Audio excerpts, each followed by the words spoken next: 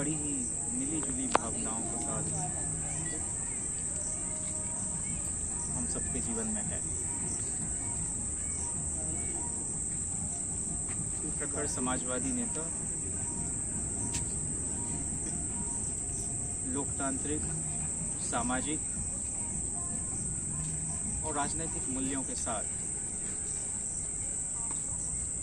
लगभग 50 वर्षों की जो भारतीय सियासी जीवन है, शरद जी का, उसमें कई मोड़ आए जब उनके सामने बड़ी चुनौतियां थी, लेकिन उनका मुकाबला बहुत ही सूझबूझ के साथ और समाज में लंबे वर्षों तक, लंबे वक्त तक जिस बदलाव का असर हो सकता है, उसके लिए जद्दोजहद करने का काम उन्होंने किया। शरद जी के पूरे संसदीय जीवन को 2-3 हिस्सों में 2-3 बड़े निर्णयों के लिए बांट कर देखा जाना चाहिए।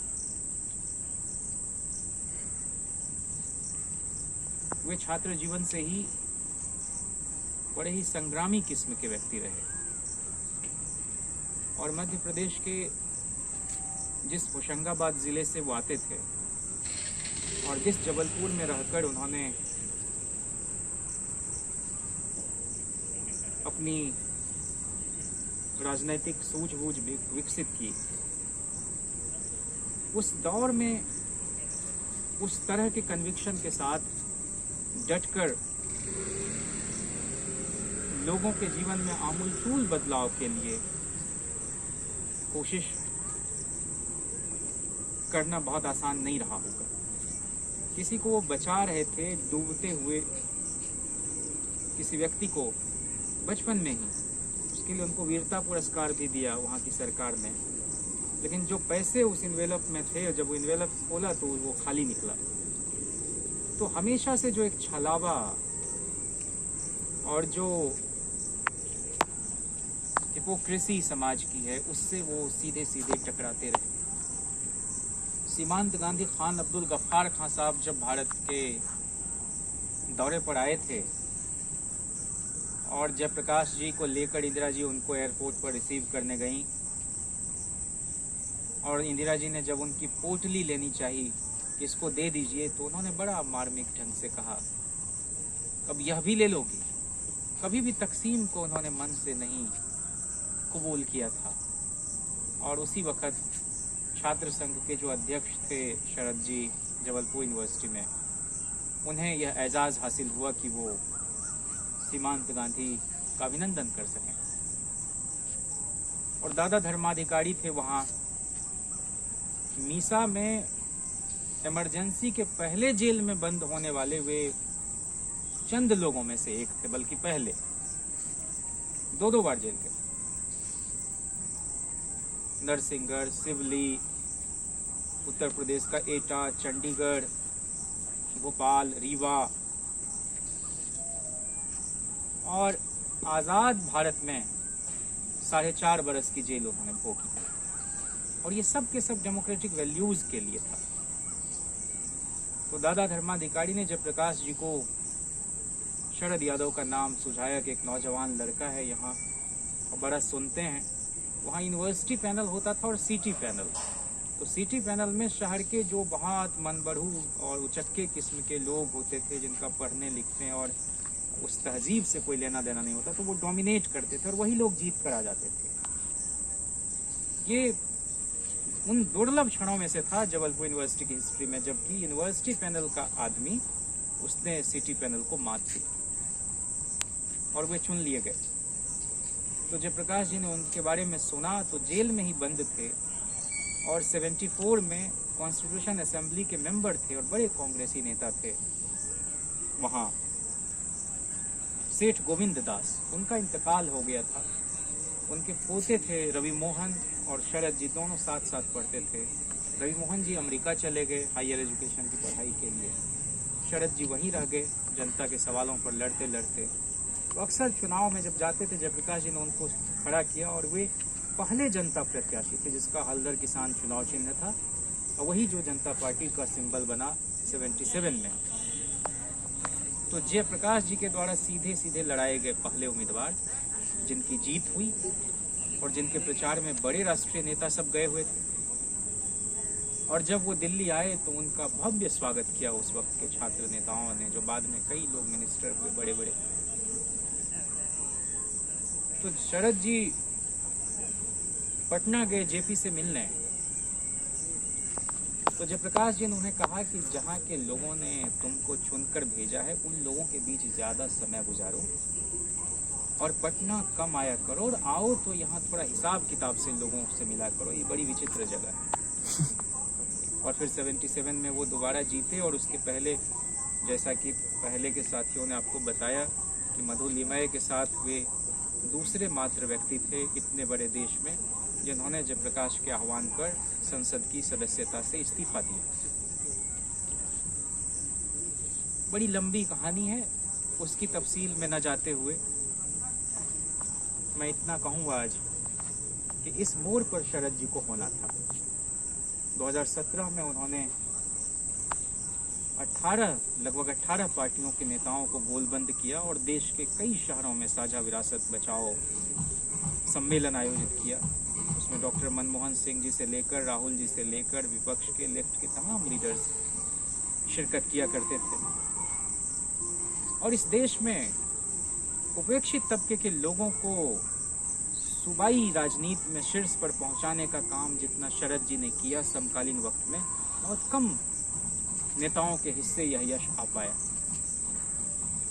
बिहार में जब उस वक्त कुछ अनपेक्षित राजनीतिक हलचल हुई तो उन्होंने यह परवाह नहीं की कि हमें राज्यसभा में रहना है, इस उम्र में क्या करें। उन्होंने विरोध का तेवर अपनाया और पूरे बिहार में घूम घूम कर इस बात को कहा कि मैंडेट के साथ ठीक नहीं हुआ है। और उसी वक्त बारिश में भीगते हुए वे बीमार पड़े। उन्हें अचार खाने की मनाही थी, कई बार पराठे अचार खा के जो मिला जिस इलाके में, और भीगते हुए वह यात्रा उन्होंने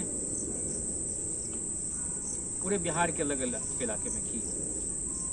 नीलमणि राउत उड़ीसा के, मुलायम सिंह यादव जी उत्तर प्रदेश के, लालू प्रसाद जी बिहार में, उधर गुजरात में चिमन भाई पटेल, कितने मुख्यमंत्री बनाने में उनकी अपनी एक भूमिका रही।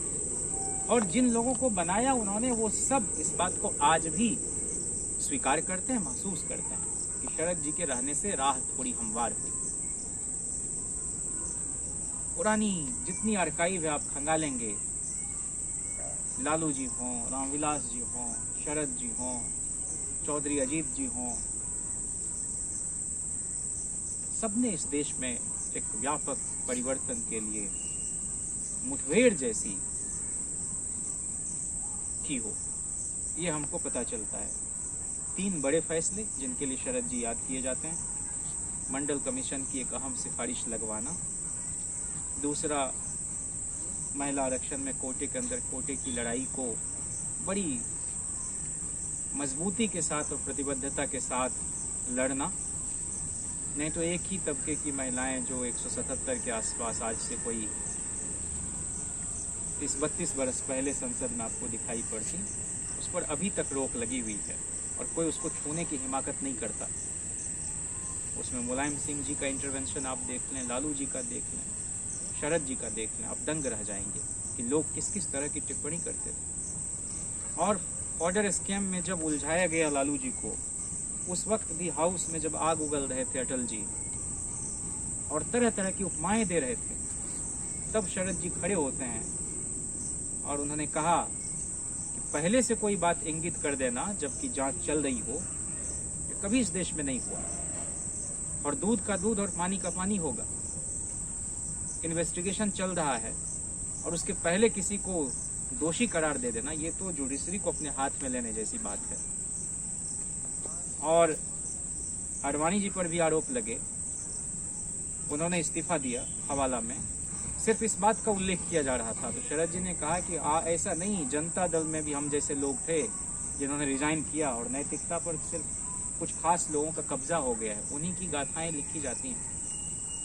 तो अटल जी ने कहा कि अध्यक्ष जी, आडवाणी जी के साथ कृपा करके हमारे पुराने मित्र शरद जी लालू प्रसाद की तुलना ना करें। और इस पर जो शरद जी की भावभंगिमा आप देखेंगे तो हाँ, हम में और आप में कोई तुलना नहीं हो सकती। 1000 वर्ष में पहली बार हम लोग यहाँ आए हैं, हमारी आपकी कोई तुलना नहीं है। बजट पर आपने भी भाषण किया, पूरे देश में छपा, 4-4, 5-5 कॉलम में, और हमारा कहीं बयान तक नहीं। तो ये अंतर तो है, कोई तुलना हो नहीं सकती आप में और हमारे बीच में। फिर मुलायम सिंह जी खड़े होके कुछ बोल रहे हैं कि हम तो वहाँ, हमारा कोई उसमें रोल नहीं, लेकिन हमको आज भी घसीटा जाता है दंगों में। तो इस तरह से पार्लियामेंट में हर तरह की इंटरवेंशन में इन लोगों की एक आभा दिखाई पड़ती थी। और लोगों ने लिखा कि 3 Yadavas opposed women reservation bill, जबकि ये लोग उसके मर्म को समझने वाले लोग थे। भगवती देवी से लेकर फूलन देवी तक यात्रा आप देखेंगे तो इन सारे नेताओं ने सबको सामने लाने की कोशिश की। मैं समझता हूँ कि आज की तारीख में शरद जी की कहीं ज़्यादा ज़रूरत इस देश को थी। जिस रोज वे हमारे बीच नहीं रहे, उसकी सुबह सुबह अचानक हमने उनका एक बहुत पुराना भाषण मंडल आंदोलन के दौरान, उसके लगने के बाद इसी बुद्ध विहार में देते हुए सुना था।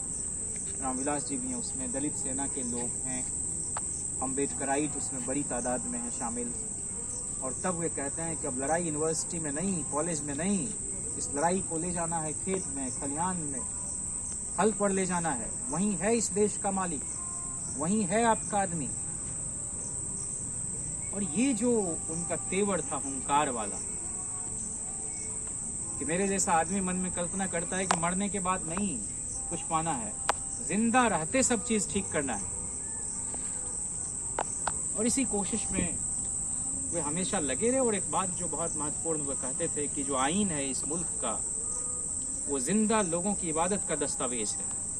जिंदा लोगों के जीवन में परिवर्तन हो सके, इसके लिए वह संविधान है। आज लेकिन संसद की तस्वीर जब देखेंगे आप, तो कहीं चिमटा बाबा, कहीं झोला बाबा, कहीं बाल्टी बाबा, कहीं लोटा बाबा, ये बाबाओं को पकड़ पकड़ के लाके बिठा दिया गया है। एक जगह थी जहां इंसानों की बहस होती थी, उसको भी इन लोगों ने तबाह कर दिया। और बड़ी समग्रता में बातें करते थे। किसी के आजकल एक चला कि भाई इनकी डिग्री क्या है, इतनी डिग्री वाली बहस भी बेकार है।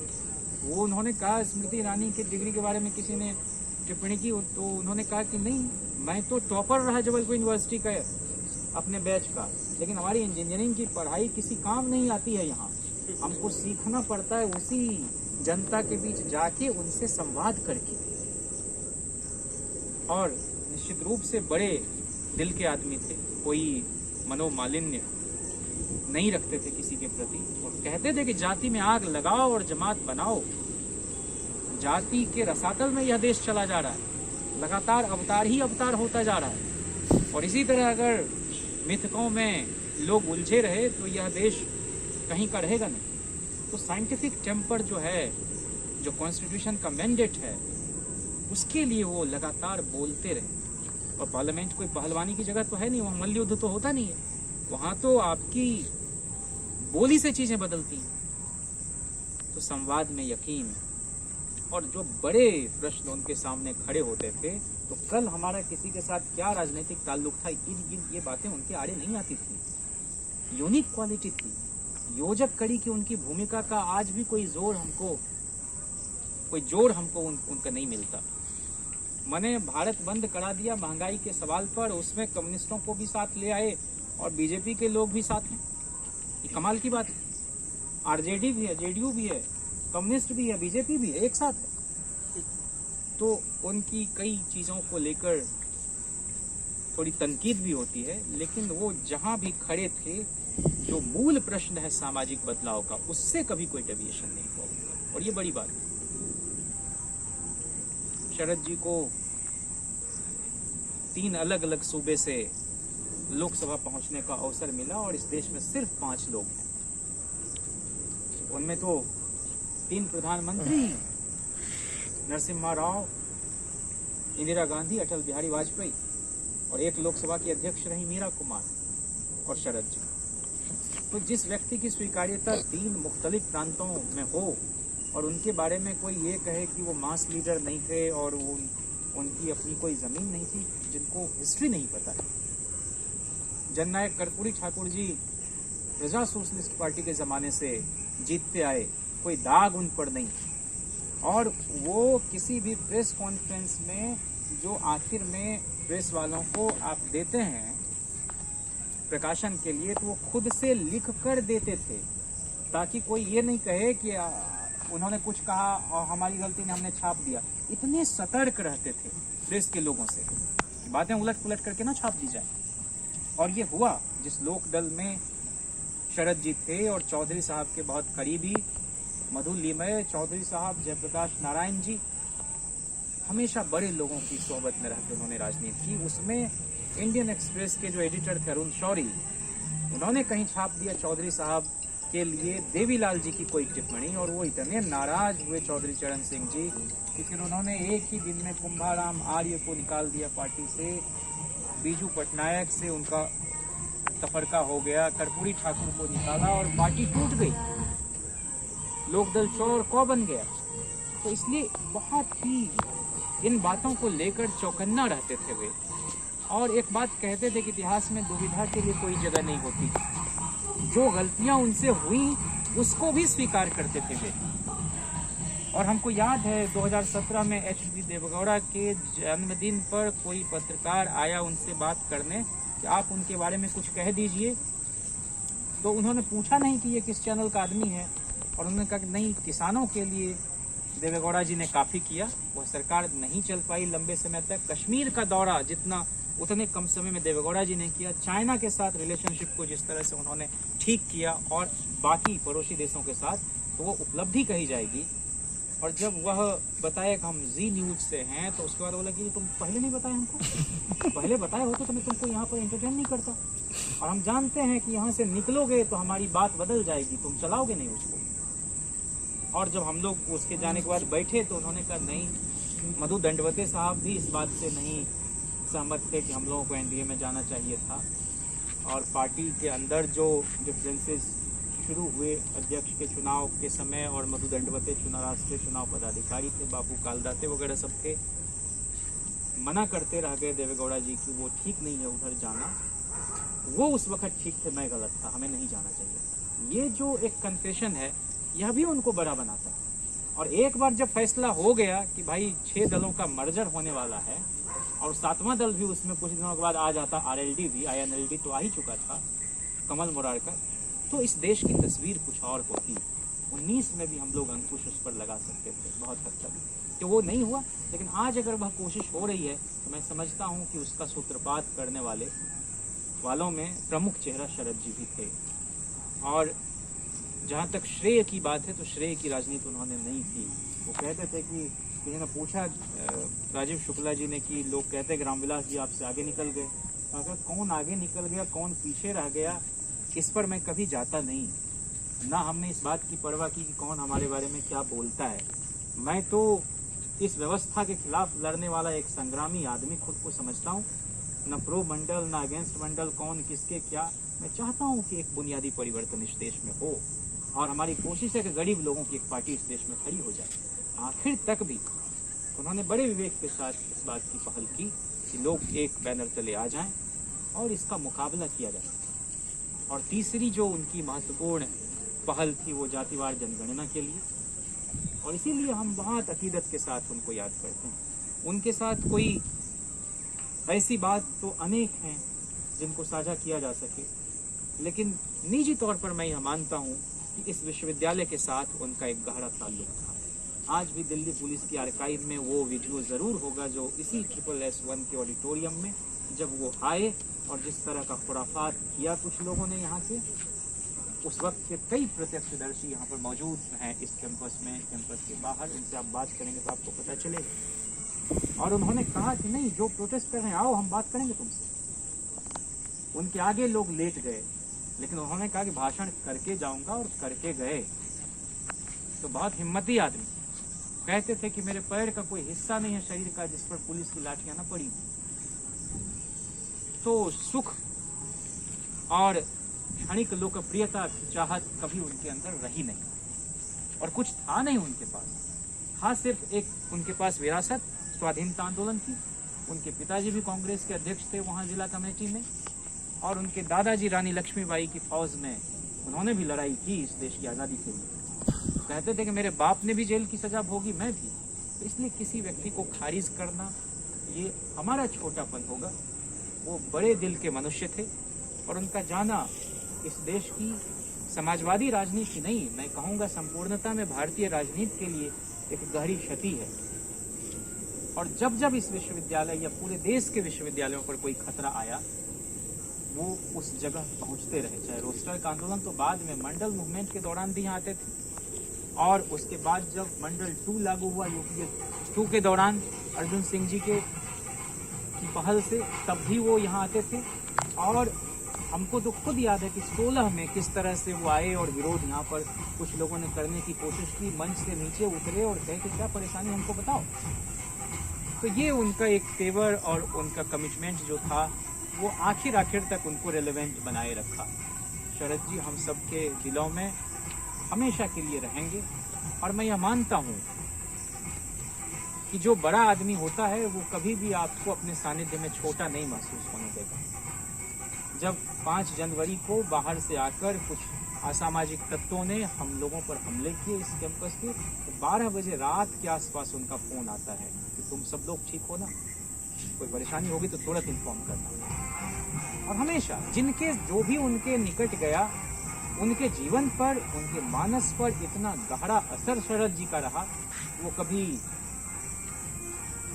किसी और तरह की छोटी छोटी बातों में उलझ नहीं सकता। तो बड़े फलक पर चीज़ों को प्रस्तुत करते थे और आप पर बहुत ही गहरा असर छोड़ते थे। तो इसलिए मैं तो निजी रूप से यह मानता हूँ कि कभी हम जैसे लोग जो इस कैंपस में या इससे भी बेहतर जगह पर जा पाए हैं, उससे कभी उड़ीन नहीं हो सकते जो शरद जी का कॉन्ट्रीब्यूशन है इस देश में। और इसीलिए अच्छा लगा कि कम समय में हम सब लोग यहाँ इकट्ठा हुए। कोई औपचारिकता नहीं, और हम लोग जब वे गुजरे तो बहुत दिनों तक तो प्रोसेस ही नहीं कर पाए थे, ना कोई श्रद्धांजलि सभा हम लोग आयोजित कर पाए थे। ये मुनासिब लगा कि वे बहुत ही खुशमिजाज व्यक्ति थे, अपने तरह से जीते थे, अच्छा संगीत सुनते थे, अच्छा साहित्य पढ़ते थे। और हम तो हतप्रभ थे जब एक रोज़ उनके यहाँ पहुँचे तो उनकी टेबल पर ड्राइंग रूम में चौधरी चरण सिंह जी की जो बायोग्राफी है और उनका जो काम है, वह लेटेस्ट किताब उनके पास रखी हुई थी और वो पलट गई। लिमिये साहब ने उनको बहुत हद तक तराशा और निखारा, और संसदीय राजनीति की जो अपनी एक गरिमा होती है उसका निर्वहन उन्होंने आखिर तक किया। हम लोग भी उनकी रिवायत को कुछ आगे बढ़ा सकें। और एक ही बात मैं आखिर में अपने कॉमरेड से कहूँगा, और जो वो खुद भी शिद्दत से महसूस करते हैं, हम कहीं भी रहें, हम पसमानदगी और तंगजहनियत के शिकार ना हो। मनुष्य बड़ा होता है, मनुष्य की इयत्ता बड़ी होती है, और उससे बड़ा कुछ भी नहीं। इसलिए हर आदमी की गरिमा की हिफाजत इस देश में हो, किसी को कोई जलील न कर सके, किसी को अपमानित नहीं कर सके, किसी के आत्मसम्मान को ठेस नहीं पहुंचा सके, और किसी का भी मूल्यांकन करें हम तो कुछ वक्फे को बाहर से निकाल कर और उसको परोस करके उसको पूरी तरह से खारिज अगर कर देंगे तो ये एक तरह से न्याय नहीं हो पाएगा, और यह कसौटी भी नहीं हो सकती है किसी के मूल्यांकन की। मैं तो यह कहता हूँ बहुत आगे बढ़कर कि जिस वक्त कांग्रेस का वर्चस्व इस देश में था, तो क्या जनसंघ, क्या अखिल भारतीय विद्यार्थी परिषद, जयप्रकाश जी जैसे लोगों ने आरएसएस के बारे में क्या बयान दिया था, डॉक्टर लोहिया ने किस तरह से इस देश में विपक्ष को खड़ा करने के लिए टैक्टिकल किस्म की अंडरस्टैंडिंग डेवलप करते हुए समझौते किए थे, और जितने बड़े लीडर समाजवादी नेता इस देश में हैं हमारे बीच, मैं नाम लेना वाजिब नहीं समझता हूँ, लेकिन आप सतपाल मलिक से लेकर, शरद जी से लेकर, रामविलास पासवान जी से लेकर, लालू प्रसाद जी से लेकर तमाम उस वक्त के छात्र संघ के यूनिवर्सिटी के अध्यक्षों को देख लेंगे तो सब ने अखिल भारतीय विद्यार्थी परिषद के साथ समाजवादी युवजन समाज जो था SYS उसके साथ अलायंस करके चुनाव लड़ा था। ये उस वक्त की परिस्थिति है, लेकिन उसको अगर हम आउट ऑफ कॉन्टेक्स्ट ला के और कहें कि इन्होंने RSS के साथ हाथ मिला लिया, इन्होंने बीजेपी के जनसंघ के हाथों को मजबूत कर दिया, तो ये फूहड़पन है अपने आप में। और यह बात इसलिए कह रहे हैं कि शरद जी किसी सेरेमोनियल स्पीच के आदमी नहीं थे, वो मौका देखकर बातें नहीं करते थे। किसी भी मौके पर जो आपको असहज करने वाली बातें भी थी वह भी कह जाते थे। यह मैं इतनी तफसील से इसलिए यह बात कह रहा हूँ कि इससे लगातार हम जैसे लोग टकराते रहे हैं। चरित्र प्रमाण पत्र हम लोगों को थमाया जाता रहा है, हम लोगों के कमिटमेंट और हम लोगों की किसी शख्सियत के प्रति वफादारी पर प्रश्न चिन्ह लगते रहे। लेकिन शरद जी से एक ही बात हमने सीखी कि कभी भी संकीर्णता का शिकार नहीं होना है और वाजिब बात किसी भी नुकसान की कीमत पर भी कहना है। तो हम चाहते हैं कि इस देश में जो CSP था, कांग्रेस सोशलिस्ट पार्टी की धारा, वह जीवित रहे और इस देश को बचाने के लिए जिस भी तरह की कोशिश में हम लोग शिरकत कर सकें, वह आज युग धर्म है, वह वक्त की मांग है। मैं आखिर में एक ही बात कहूँगा कि शरद जी नहीं होकर भी हमारे बीच हैं और उनकी मौजूदगी को आज हम महसूस कर रहे हैं। अक्सर पूछते रहते थे कि कब तुम्हारी थीसिस कंप्लीट हो रही है, और अब जबकि वो होने के कगार पर है तो आज वो हमारे बीच नहीं होते तो शायद बहुत खुश होते। जिनकी तदरीस से, जिनके किरदार से आती हो सदाकत की महक, उनकी तदरीस से पत्थर भी पिघल सकते हैं, और उन्होंने लगातार उस पत्थर को पिघलाया, लोगों को आत्मबल के साथ खड़ा किया और सुषुप्त चेतना जो थी उनको जागृत करने के काम में पूरे उत्तर भारत में वे लगे रहे और हमेशा मिथकीय चरित्रों से बाहर निकालने की लोगों को कोशिश की। इन्हीं बातों के साथ मैं यह कहते हुए कि मत सहल हमें जानो फिरता है फलक बरसों, मत सहल हमें जानो फिरता है फलक बरसों, तब खाक के पर्दे से इंसान निकलते हैं। ऐसे लोकतंत्र के प्रहरी, संविधान के रक्षक, युग पुरुष मंडल मसीहा शरद यादव जी की बहुत ही सुरभित स्मृतियों को नमन करते हुए मैं अपनी बात को समाप्त करता हूँ। जय समाज।